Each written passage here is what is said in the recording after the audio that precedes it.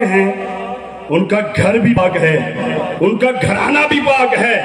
جب کتاب بھیجے تو کہے یہ ناریب ہے، اس میں عیب نہیں۔ جس طرح قرآن میں عیب نہیں ہے نہ ہو سکتا ہے، اسی طرح اہل بیت میں بھی عیب نہیں ہے اور نہ ہو سکتا ہے۔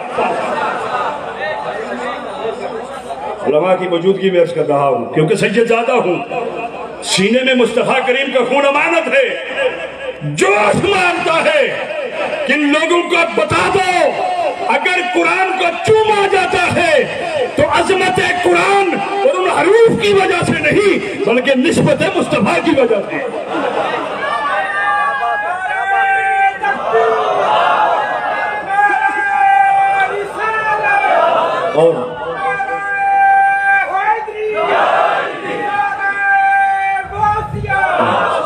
اور ہمارے خون کے آخری قطرے تک ہم یہ پیرا دیتے رہیں گے۔ اور ایک بات کو یاد رکھنا، 1450 سال پہلے عیسائی مان گئے،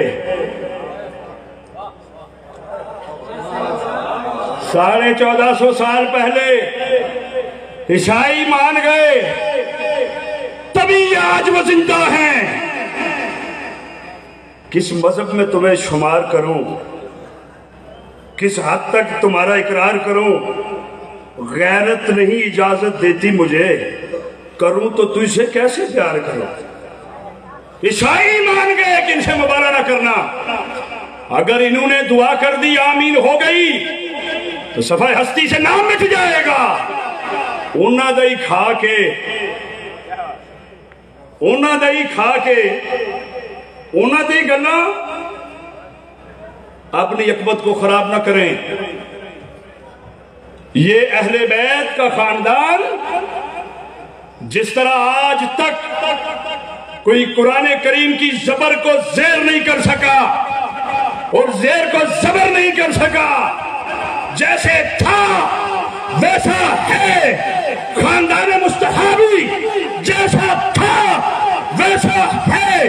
اگر قرآن کریم کی تعظیم لازم ہے اس لیے کہ نسبت مصطفیٰ ہے، اہل بیت کی بھی تعظیم لازم ہے کیونکہ یہ خاندان مصطفیٰ ہے۔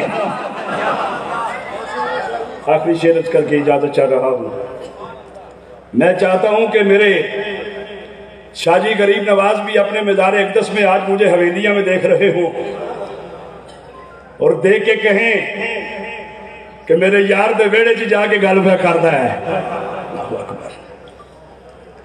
دیکھیں یہ بہت حساس مسائل ہیں۔ 1450 سال بعد ان کو مت چھیڑیں کہ آپ سے پہلے علماء نہیں گزرے، آپ سے پہلے اتنے بڑے اور جید علماء گزرے ہیں، کسی نے جسارت نہیں کی بولنے کی۔ کوئی مسئلہ تو ہے جو اندر سے آرام نہیں، تو ہر مرض کی دوا موجود ہے۔ یہ آستانے، یہ درگاہیں، یہ پیران اعظام، یہ علماء کرام ہر جگہ پہ جہاں بھی ذکر کریں گے ذکر اہل بیت ہی ہوتا رہے گا۔ اس لیے میں کہتا ہوں مل کے ذرا پڑھ لیں، صدا وصدا روے تیرا دوارا یا رسول اللہ۔ مل کے پڑھیں ذرا شیخ اجازت۔ اس طرح نہیں بھائی، آپ ایک سادات کے گھر بیٹھے ہیں تو گھر میں بیٹھ کے تو کم از کم آپ بولے نا، صدا وصدا روے تیرا دوارا، صدا وصدا روے تیرا دوارا یا رسول اللہ، جتھے ہندہ اے غریباں دا گزارا یا رسول اللہ۔